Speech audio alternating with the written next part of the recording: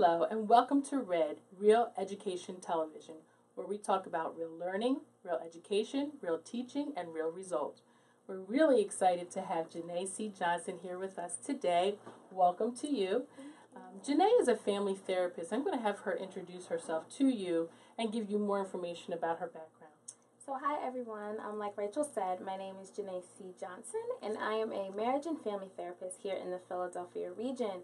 And as a marriage and family therapist, I deal with issues relationally, and I deal with how people are relating to their systems, and more importantly, how they're processing the information, how they're processing the system that they're in, and how they're able to behave while they're within that system. And systems can look like a school system, a work system, an environmental system, friend system, anything that you can think of that people are engaged in, it's a system. And I process how they are a part of that system, how they're processing the information that comes through that system, and how it ultimately impacts their behavior or their day-to-day lives. And I got into this business based on my own life and my own life experience, being a teenager that just kind of struggled with navigating life and navigating how to be a part of various systems. And I wanted to be the person that I needed growing up. And so that's how I ended up being a marriage and family therapist. Excellent. And today's system that we're talking about is a school. So my viewers know that I was an educator inside the classroom for over 20 years, and I spent a lot of time trying to mentor students and get involved with their lives to help them be successful in their academics. One of the things that I saw is that no matter how much the teachers were involved, there was still kind of a gap in their support system, and that gap was the parents.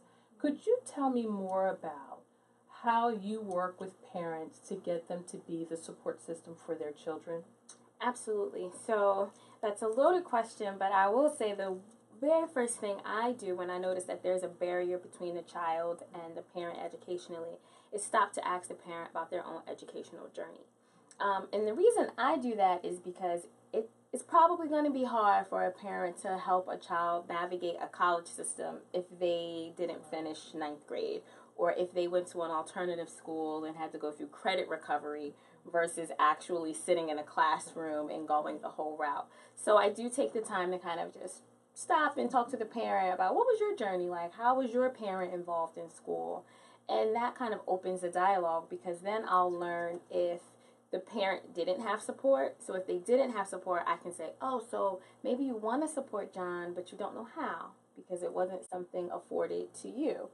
Or, sometimes parents have extremely excellent, academia experience, and their child may not be living up to it. And so now they're pushing their kid in a way that is not supportive for their child. So then you want to stop and have that conversation with the parent around, were your parents super pushy? Was there something you may have wanted to do differently? Is it hard to know that maybe your child has a learning disability and you didn't, and now you don't know how to navigate that because do you feel like you're less of a parent? So a lot of what I do when I'm noticing that gap, or, educator comes to me like, oh, I know you work with this, child, can you help me? Is really try to ask the parent, what are your thoughts about education? How was, education for you managed? How did it impact you? Well, you brought up a lot of points, and you're absolutely right. And one of the points that I see that you mentioned earlier is parents have a disconnect with their academic past, and that disconnect creates a rub, and that rub makes them, like you said, maybe have a disconnect with their child in the school system. What's difficult is that a lot of parents do not have a roadmap to move forward with their child in terms of the academic success that they hope their child will have. So although the teacher is giving a lot of information, say at a parent-teacher conference, I have teachers who I know will say things like, Mary is doing poorly in math, and one of the reasons she's doing poorly in math is because she is not putting her materials together properly. She's unorganized. But they don't give a concrete roadmap as to how to make the child organized. How can you use something specific like organizational skills to help create a roadmap for the parent? So I think one of the best ways is to really just connect with the parent around what is the result you want for your child. Because I know it's stressful to have to go to the school, 2 or 3 times a week and receive all of these phone calls and then feel like your kid isn't getting it. And then have adults look at you like you aren't getting it as a parent. And so I really try to just help the parent identify the result that they want, whether that's less phone calls, whether that's less suspensions. It's different for every child. Absolutely. And I try to measure it as best as possible.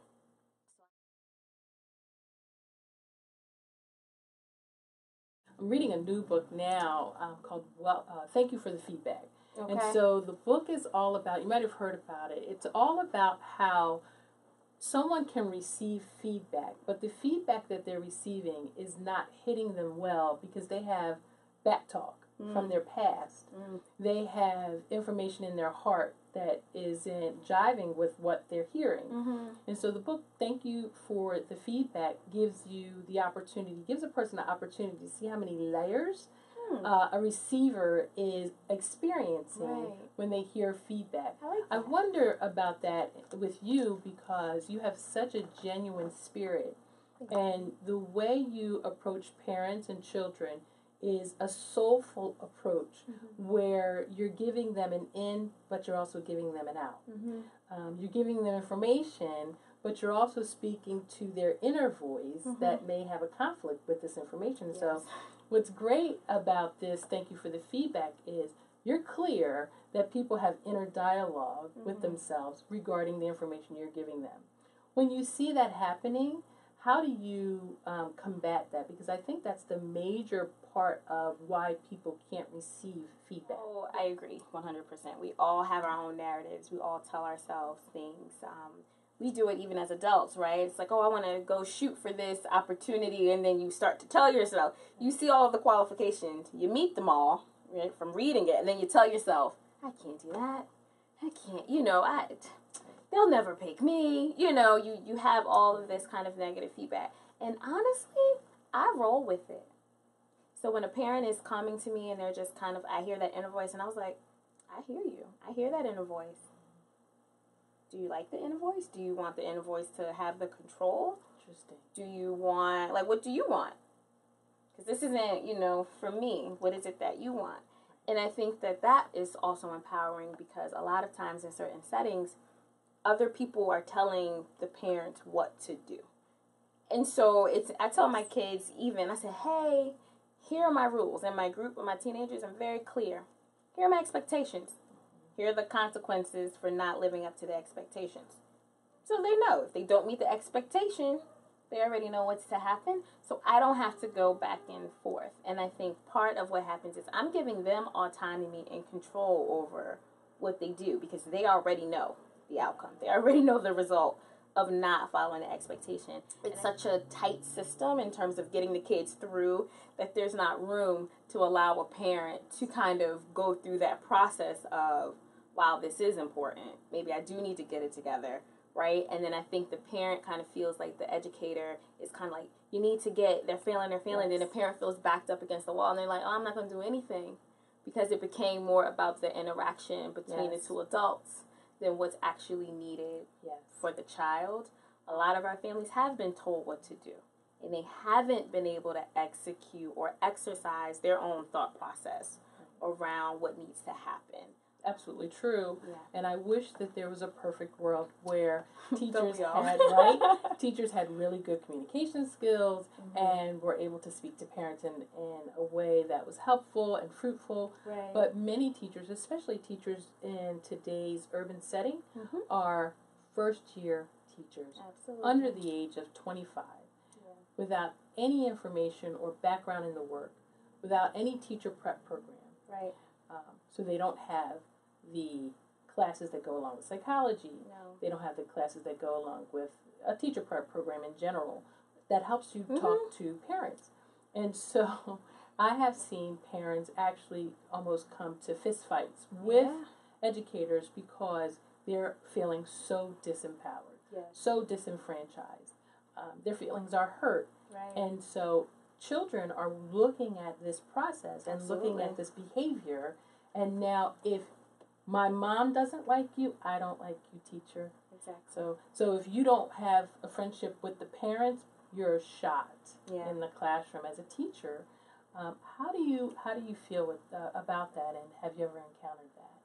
Yes, I've encountered that a lot, and I've really had to work overtime. I worked in a school before as a team leader over a behavioral health program. So I was embedded in the school while being, managing a behavioral health program, and that has happened a lot. And a lot of my work was around educating administration on how their language was triggering.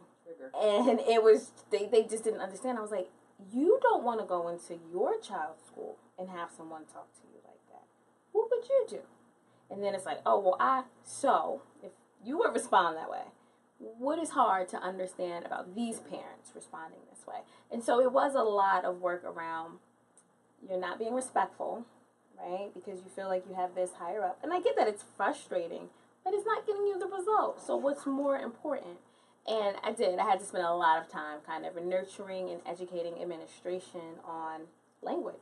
Fantastic. Because it's hard enough that you have a child that may be struggling educationally, and they also have a behavioral health component to it. I would try to also tell the teachers, meet your kids where they are. Teaching isn't about you. It's about the child. And I think that what ends up happening is it's about the school system now, the way that it's set up. It's about the teacher. This Absolutely. is easy for me. I don't have to do this. I don't have to do that. But it's like, with this kid, you want them to sit still for hours. You don't want them to, like you could barely sit still for Absolutely. hours. And so I've even given teachers, suggestions because they're like, oh, after lunch they're jittery. I'm like, well, they just ate and was running around. Of course they're jittery. Of course it's going to take a while for them to settle down. So maybe implement, all right, everybody, it's lunch, it's after lunch. Everybody in shape. Get the wiggles out. Wiggle. Give them 5 or 10 minutes, to wiggle, and then get to your lesson. That's going to be better than you spending the whole 30 minutes trying to tell them, sit down, be quiet. Give them an extra 5 to kind of shake it out, and just get them started. In the arena that we see now in urban classrooms, we see a lot of cross-cultural teaching. So many of the teachers in the classroom, as a norm, are Caucasian women under the age of 25. I talk a lot about that theme on R.Ed. And I see that they don't have a connection culturally with their students. And so some of the behaviors they see from the students are from the students responding to the idea that the teacher doesn't have that connection with them. Much of what you're saying is good advice for a teacher of any cultural background. Give a chance for students to act their age and to let out some stress and some steam.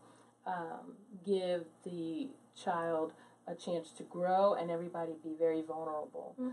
Those are general ideas that teachers can use in the classroom, regardless of the cultural background.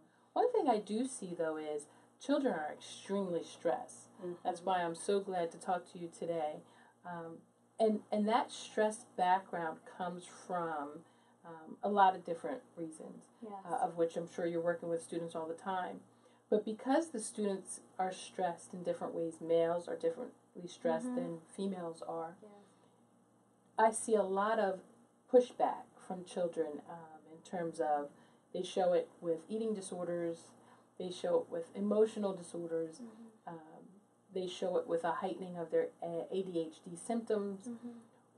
How do you deal or work with families in regards to those kind of emotional setbacks? So just really kind of being open again and just genuine. So I think one barrier that I had to tell my staff at one point, she was really frustrated with this one young guy, and he cursed when she said good morning. Like, oh, you have colorful language, and she would get really upset. And I said, have you met his mom? Have you experienced? She's like, yeah. And I was like, how does mom speak?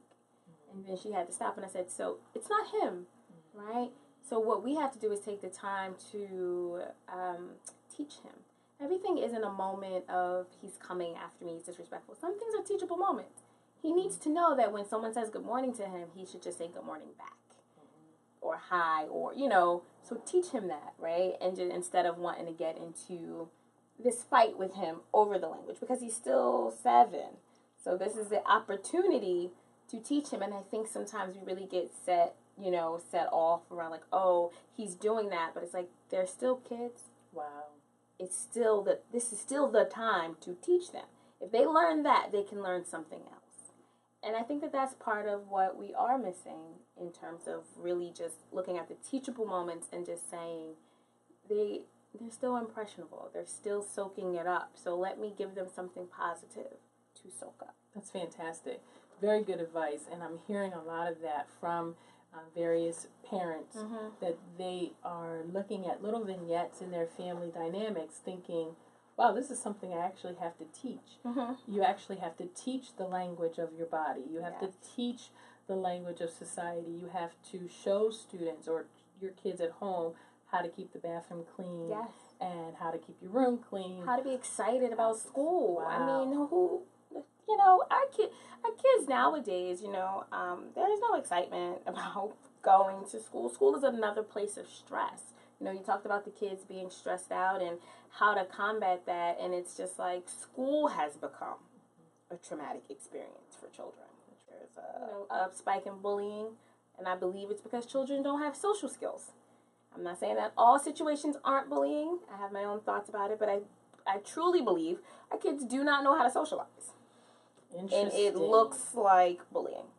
You bring up a very good point. Yeah, they literally do not know how to socialize. And I found that out by having multiple sessions. It is well beyond an idea of bullying. They do not know how to socialize. And bullying becomes violent and everyone fights because they do not know how to solve conflict. They don't understand conflict resolution. They don't understand that just because you have a disagreement, that does not mean you guys need to go after each other. It does not mean you have to expose her or do whatever. They don't get that this small bit of conflict is just that small bit of conflict that they can resolve and move on from. So when you think about conflict resolution and how they're bringing that into the schools now, right? What can you see would be a good outcome of conflict resolution? Let's start with some steps that would be general steps of conflict resolution. So the first thing I always do is I review what conflict is and how types of conflict and how people deal with conflict.